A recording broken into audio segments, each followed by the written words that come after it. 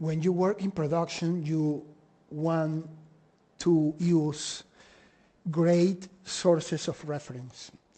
This will help you in several ways. Mainly, you want to achieve certain aspect that the director or the visual effects supervisor or your effects supervisor wants to achieve. Certain looks, and let's say in this case, we want to achieve realism. The reference source provides a real-world basis for the simulation, helping to ensure that the behavior of your particles, dust, and clumping closely mimics the reality. It's very important to observe how different materials interact. Things like collisions or physical aspects like gravity or wind are very important, so you want to see in the real world how that works. Another important thing is the consistency in results. With good reference footage or data, you can maintain consistency across multiple iterations of simulation. This is especially important if you need to achieve a specific look or match the director vision for the visual effect. Validation of parameters. Reference materials serve as a benchmark to validate and adjust the parameters in your simulation by comparing the output of your simulation in Houdini with the real-life footage. You can fine-tune attributes like attraction weight, stiffness, the mass, and all these different aspects of the sand that you want to achieve. This process helps avoid common issues like particle moving unnaturally or dust dissipating in a way that doesn't match the physical world.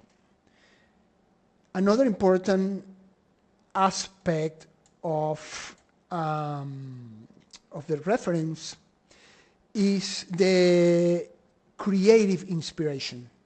A good reference is going to inspire you. It will help you to bring new ideas and creative approaches for enhancing your simulation. For example, watching how different materials behave when disturbed might give you insights into adding extra layers of details like secondary dust, clouds, or small grains settling differently. Another thing is the quality and professionalism. In professional VFX work, realism and attention for details are often the difference between an acceptable result and a standout one. Using reference ensures that the simulation meets industry standards and contributes to the overall quality of your final product. This is especially critical when working on projects for film, television, or advertising, where visual fidelity is a top priority. In summary, using reference sources is vital for ensuring that your simulations are not only technically accurate, but also visually convincing and creatively aligned with the project goals.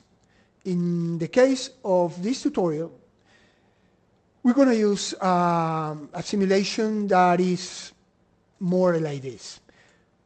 Let's evaluate and analyze the behavior of dust on this particular project. This TV commercial has very interesting shots that I'm choosing as a perfect reference for the development of my setups. On the next shot, we can see this stream of dust falling, and it makes me immediately think of vellum grain. Important aspect of these simulations are granularity, clumpiness. We feel the weight of the grain.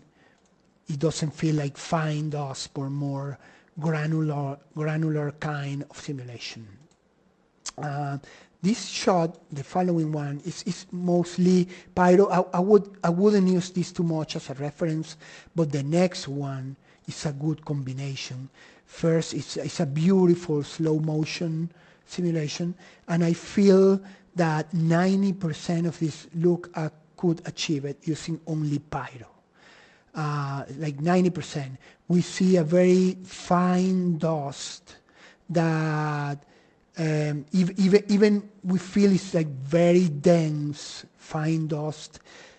It's not heavy as the grain. It's not.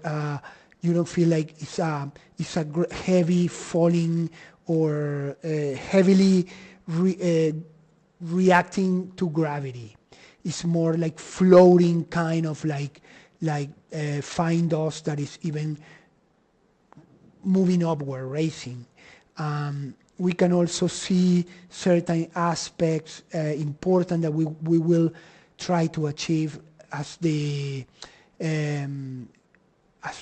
pyroclastic look that this shot has. So the pyro is showing like a very nice and heavy pyroclastic behavior.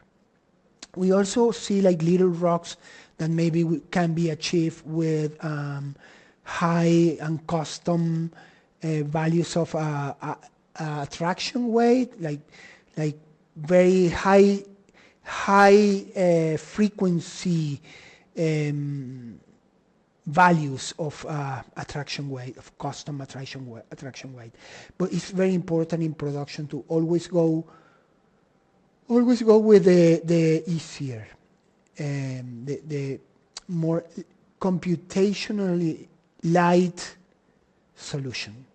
As maybe something like this it would be just simple to do with copy points and geometry. So it was more like having like tiny rocks and geometry and just copy to points and create like simple pop simulation, particle simulation.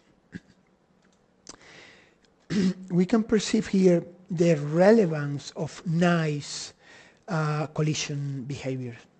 It's a beautiful behavior of the dust here with the collision, and we perceive forces like wind, like pushing the fine dust and having aspects of like more clumpy, grainy areas of dust, like that might work as a source for the pyro. So we might create interaction of simulations, like different levels of simulation, where one simulation can serve as a source for secondary simulations. It's very important also to notice here we see again like clumpiness, like pyroclastic look. This is a very pyroclastic simulation, and it's in a shot like this we might want to get the tangential velocity of tires affecting the behavior of the cloud of dust that we're going to simulate. In a close up like this, we don't see it, but in our tutorial, we will also use tangential velocity, like vectors, tangential vectors to disturb the motion of the pyro and the grain simulation motion. So these are, for me, the more relevant aspect when I analyze and evaluate the potential technical approaches that we're going to use in Houdini. Let's jump to Houdini and experiment a little bit with attributes, some of the important aspects that we've been evaluating on this TV commercial.